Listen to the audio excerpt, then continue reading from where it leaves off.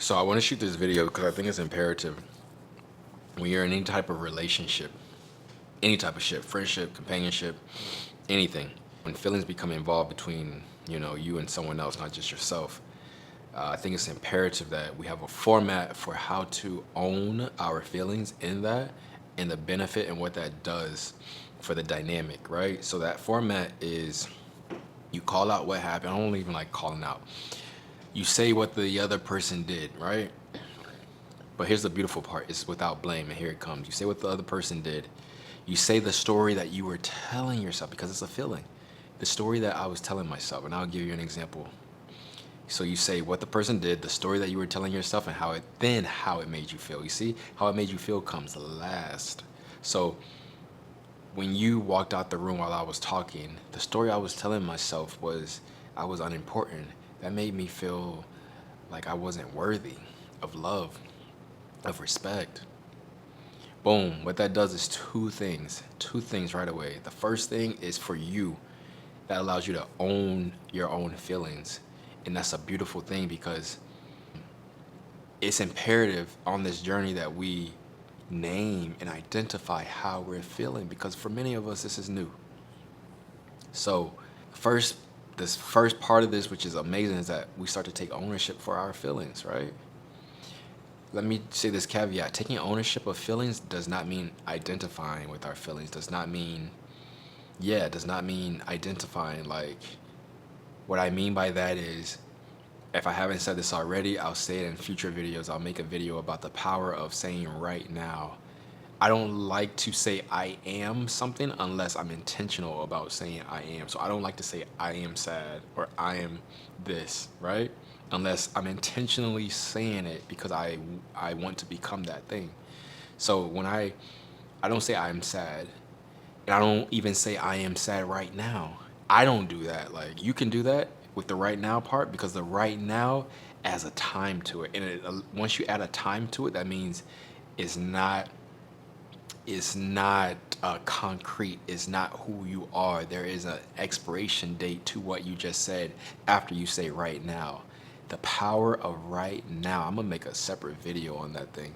So after you say right, I don't like to say I am sad right now or I'm this right now unless I'm intentionally saying that, right? I like to use the word experience or experiencing. I'm experiencing sadness right now. Like, yeah, I'm experiencing some sadness right now.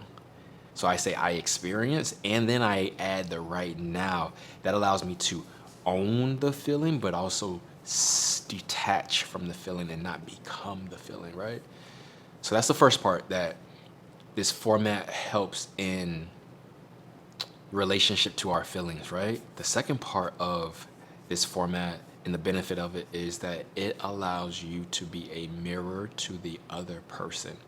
And being a mirror to anyone is the greatest power. Being a mirror. Being a mirror is taking your power back, but being a mirror requires you not to engage. So what do I mean by not engaging? As a result of you saying this format, what you did, this is the story that I was telling myself, and it made me feel like this. You you don't blame them. That format is not a blaming format. Blame keeps you from growing. If you don't remember anything else, blame keeps you from growing. Hear me. Blame. Oh, you did this to me. I'm like this because blame keeps you from growth. So if you want to stay the same, keep blaming. If you recognize in yourself that you're blaming, you're not growing. It's ownership. Ownership. That's what we're talking about. This is this format. The story I was telling myself, and it made me feel like this. Boom, I'm taking ownership of that thing. So yes, it allows you to be the mirror because you are not blaming, you are not engaging. What happens is someone comes with good intentions, often, most times, someone comes with great intentions, and you become offended. So as a result of your offense, you say something out of whack, and then the other person is thrown off, like, what? Now you're thrown off because you're like, how are you offended when you offended me? And there goes this crazy cycle. Blah, blah, blah, blah, blah, blah. So blame.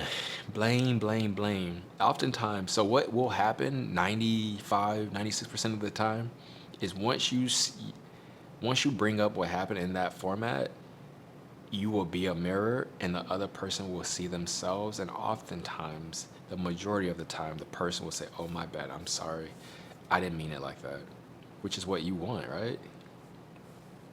But when you come out with blame and you don't get the, oh, I'm sorry, I didn't mean that, you feel justified. But you ceased being a mirror because you engage through blame. Once you blame, you engage. Let me give you an example. If I go and punch somebody and they don't respond, they don't engage, they become a mirror for me to see myself. I'm like, now I gotta look at, dang, like, why did I hit that person? Like, they're not even, dang, like, why did I? That's the power of being a mirror. The power of being a mirror. But what does being a mirror require? Being a mirror requires one not to engage. It's tough. If someone slaps you on the right cheek, turn the other one. It's tough. It's tough without the understanding. So that's what this video is about. So yes, to summarize, the format for bringing up your feelings when you've been offended in a relationship because it involves someone else that you care about. Because if you don't care, you're just like, whatever, go on about your business. But if you care about them and you want them to know what they did or said affected you, this is how you bring it up. Hey, what you did, this is the story I was telling myself. And this is how it made me feel. As soon as you say this is the story that I was telling myself, removes the blame so that the other person can see themselves. Once you blame the other person, they can no longer see themselves. All they see themselves is as a victim. Now they become defensive, which is the opposite of what you desired. Because oftentimes, I say, people come with good intentions and they offend, or maybe sometimes they don't come with good intentions. You can supersede that. You can convert that situation and turn it into something good based off that format of how to bring things up. So try that. Let me know how it works for you. See you.